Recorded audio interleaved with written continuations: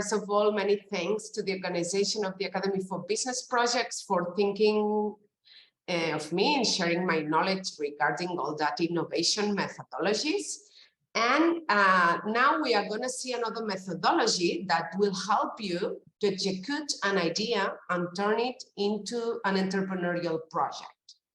But first of all, I would like to emphasize that all innovation methodologies can be combined in the development of an entrepreneurial project. So I encourage you to take note of all that tips and things that you think you could use in the development of your project. As you were stating in the chat, I see that most of you have a lot of expertise and you are thinking in developing your own ideas. So just to highlight that lean startup methodology, design thinking methodology, co-creation methodology, and many others could be combined because we use similar and different tools to get from one idea and end into a real project. So, as Andre was telling you, and now you know more about it, what is the first thing you need to do when you have a business idea? So, you have an idea, but is that feasible, viable? So, what is the first thing you need to do? And please help on the ideas of Andres, yeah? Let's check the chat.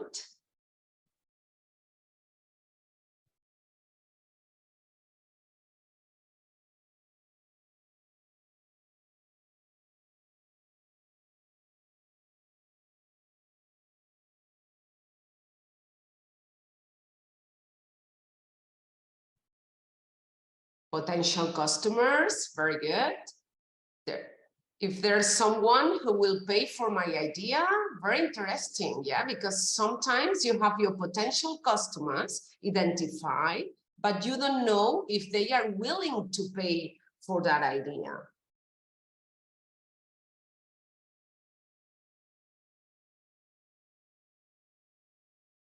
Anything else? Customers? Payment of that idea? Are they willing to pay?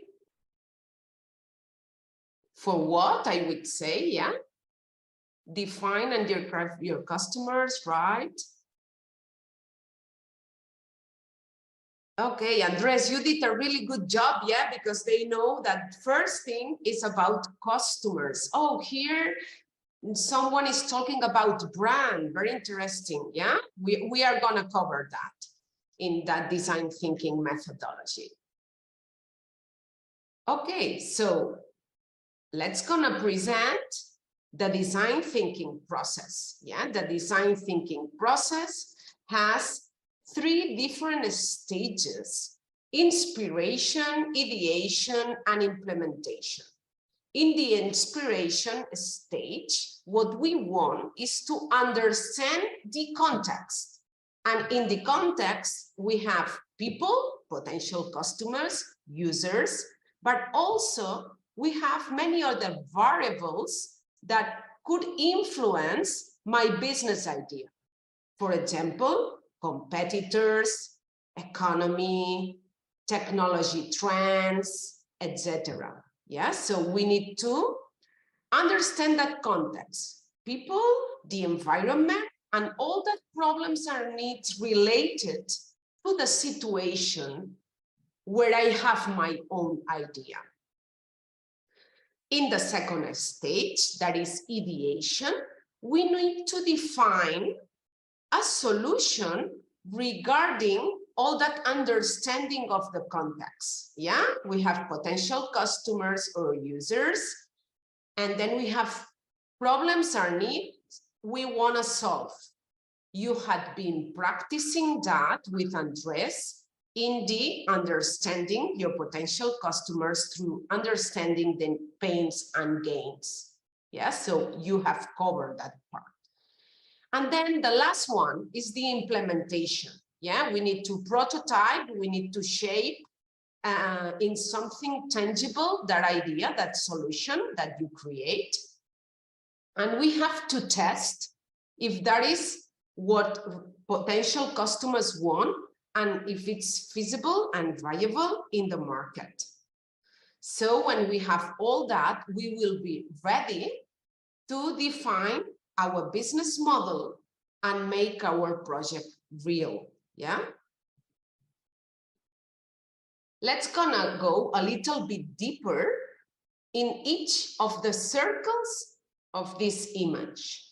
In the first one, empathize. I think it has been great covered by Andres. Yeah, is understanding your potential customers. And in the design thinking methodology, we also add that variables that you could find, that elements, factors of the environment, yeah, uncertainty that Andre was covering as well, yeah, but also, which is the economy at the moment. Are we in a crisis or we have a good economy at the moment, yeah? Which are technology, yeah, our first webinar was about artificial intelligence, yeah, that is that training technology that we already have at the moment. So it's important that you know that we are having different artificial intelligence, yeah, at the moment. So it's important, that context. It's not the same to develop an idea 5 years ago, before pandemia, during pandemia, or after pandemia. So it's important to know which is the environment, all that variables. In the definition circle, what you need is to define the problem, the need of that potential customer, and align that problem or need with your business goals and the user's needs. Okay, so these three elements are key here when defining the problem, not the solution yet. Yeah, here you are defining the problems that your potential customers have, and you try to align them with your business goals. Then when you have that clear, you are ready to ideate a solution coming from the generation of a range of ideas for possible solutions. Here, creativity is very, very important. We need to have a funnel of great ideas, yeah, a big funnel at the beginning, yeah, a lot of ideas, crazy ideas, doesn't matter if you could not make them real, yeah, but you need to have a lot of the ideas. Quantity here, not quality. And through that funnel and using a lot of creativity techniques, yeah, you will arrive into the correct one. Always co-creating, and now I'm going to introduce that concept of co-creation with your potential customers. Co-creating with your potential customers is to take your customers hand by hand with you in all that design thinking process. So, doesn't matter what you think as an entrepreneur, the most important thing is what the market wants. What do your potential customers want? What are they willing to pay for? Which is the value you are giving to them? Of course, as an entrepreneur, you need to ask those questions to yourself. But why don't take some potential customers from the beginning and co-create with them your solution? That will be more successful because at the end, they will be willing to pay for that idea that they co-create with you. Okay, so finally, you have that great solution that you co-create with your potential customers, that you test continuously with them, and you are ready to prototype it. You are ready to explore that potential solutions by creating real things as product or service and get feedback again from your potential customers. So Here in that picture, you have some arrows, yeah? Why do these arrows appear in that picture? They appear because the design thinking process is not a linear process, it's a circular process, because when you get inspired and you have your problem clear and you ideate that solution, you go back and test again with your potential customers. So you go back to empathize with them again.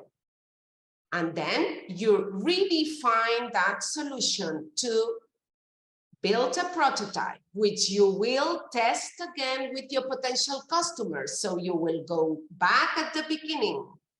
Maybe you will change something in the definition of the needs, yeah? So you will be in the defined circle again, and that redefinition of the problem will lead you to a new solution. And at the end, you are in a circular model as well, yeah, where you don't have 5 different steps to follow. You have 3 stages with different steps that you are gonna go back and forward all the time. So just to have the tips of that design thinking and to recap a little bit this picture. First, it's very important to understand that context, not only the customers and problems or needs, also all the variables that we have nowadays in the environment. And you need to emphasize, you need to understand really, really good all about this, yeah?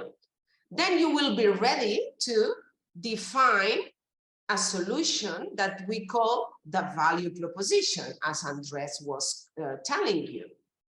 But you need to test that solution with them. When doing that, you are co-creating with your potential customers.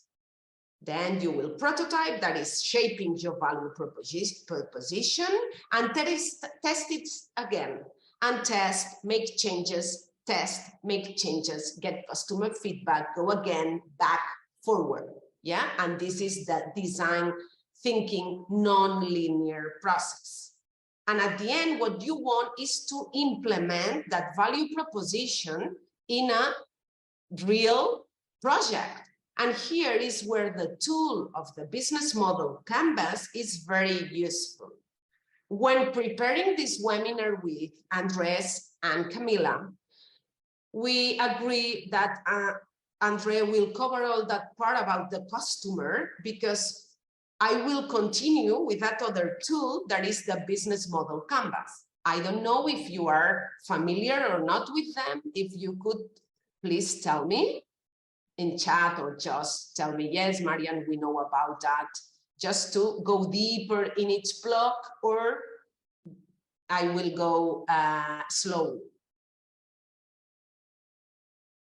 Are you familiar with that business model canvas from Alex Osterwalder? Yes, no?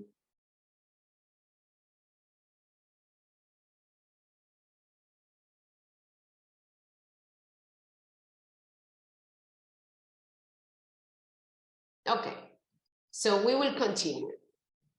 So when all that process, lean startup or design thinking, more or less you cover all parts, it's the moment to think in which are the key elements I need to define in my project. And we are going to use that tool, that is the business model canvas from Alex Osterwalder from 2012. That is very visual, and in just one slide, you have all the key elements you need for your project. After my explanation, we will have an example to understand it better. But here, it's very important to see that we have 2 different parts in that business model. In your right side, you have all the front stage of your business model. What is that? It's what customer could see about your value proposition, about your solution. And on your left side, you have all that infrastructure, the backstage, all that things that you need to make the front stage real. Okay, so your product and services could not appear into the market if you don't have all activities, resources, partner, and a clear cost structure of your business.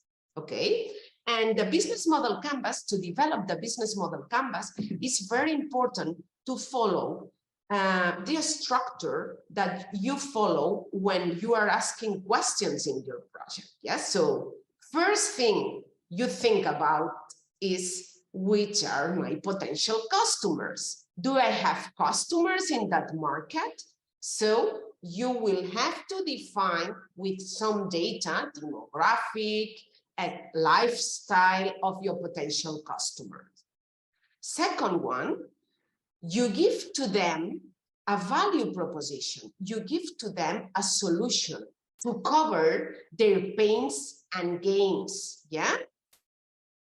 So this value that is different from other companies that are in the market is for that value is what the customer will be willing to pay for. So very important to ask, which is the value that you are giving to potential customers, because if you really define that really good, for sure you are gonna earn money. Third, which kind of relationship you want to have with your potential customers. Are you gonna allow them to do everything by themselves? So you will have kind of self-service relationship? Or on the other hand, you wanna be assessing them all the time, so you will have a very close customer relationship with them. So each customer could have a person in your company with a name that is gonna answer their questions. That depends on you. Let's gonna see later what you wanna develop.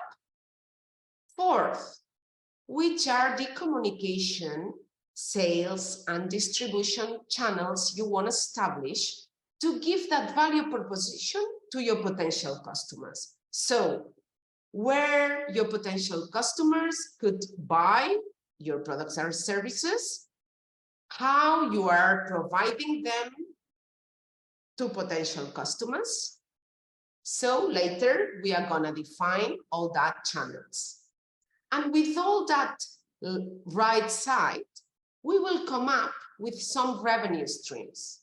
Will these revenue streams come from, for example, a freemium business model where customers will have some part for free, but will need to pay for other premium services? Or maybe your revenue streams come just from when I want to buy a product, I pay for it. So the revenue streams is the payment for the product. Or maybe, imagine in a gym, you pay per use, okay? So let's see later in our example that we are going to follow the Andres example, how we are going to define of that blocks. Here we end with that front stage, that is the window where the potential customers could see, buy, acquire your products and services. But as was mentioning at the beginning, that could not be real if you don't have a backstage in your company, people who make that real. Yes, so if we continue, we had block number 1, customer segment, block number 2, value proposition, 3, customer relationship, 4, channels, 5, revenue streams, and now we continue with 6, activities. Which are the key activities, the daily activities my company needs to follow to make that idea happen, yeah? To have my product or service done and deliver to my potential customers. Which are those key activities? Of course, marketing will be one of them, yeah? If we don't promote, if we don't sell, we are not gonna have revenue streams. But which others? Which are the key resources I need to make that activities real. Yeah, so this is block number 7, the key resources of a company. Of course, human resources are first one, yeah, but we have others. Then block number 8, key partners. Which partners, which alliances, which collaborations do I need as a company to give my value proposition to my potential customers? So that will be external collaborations that help me to make my business real. Yeah. And at the end, on block number 9, all that blocks have cost for the companies, are expenses. So could you list all that cost that you will have in your company?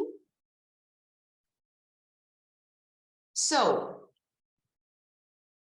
if we, here you have an example, I just take Uber business model, and here you have 2 types of customer segments. On one hand, you have the people that need transportation, yeah, but on the other hand, you have the car owners, yeah, and the value proposition for both of them is different. In blue, we have that people that need transportation, that passengers. What is the value proposition I'm giving to them? So what are they willing to pay for? Reliable and convenient transport at the moment, in the place that they want. Yeah, it's not like a normal taxi driver. Okay. And in the second one, what car owners want is an additional source of income. Then, if we define the customer relationship, what we see is that the kind of relation Uber have is self-service, because they have the review, rating, and feedback system, and also the customer support. Yeah, you could ask every time what you want, and they answer to you. The channels they use is the Uber app, of course, and Uber website, and the revenue stream is a percentage per ride. Yeah, is Uber business model is that percentage that they get per each ride. And this percentage is different, the one that they charge to people, to passengers, and the one they charge to drivers. To make all that possible, what Uber needs to do. So the key activities are the platform development and the customer support that it is defined in the customer relationship, and marketing. Yeah, that the return of the marketing is that passenger and driver acquisition. The key resources, someone at the chat say brand. Yeah, of course, it's the brand, Uber brand, technology platform, and the network of drivers. If Uber don't have that drivers, Uber could not exist. Which are the key partners? Payment processors. Without them, we could not get money back. And all that maps, yeah, all that providers of maps that allowed us to check where the taxi driver is in each moment, yeah, and to follow our ride.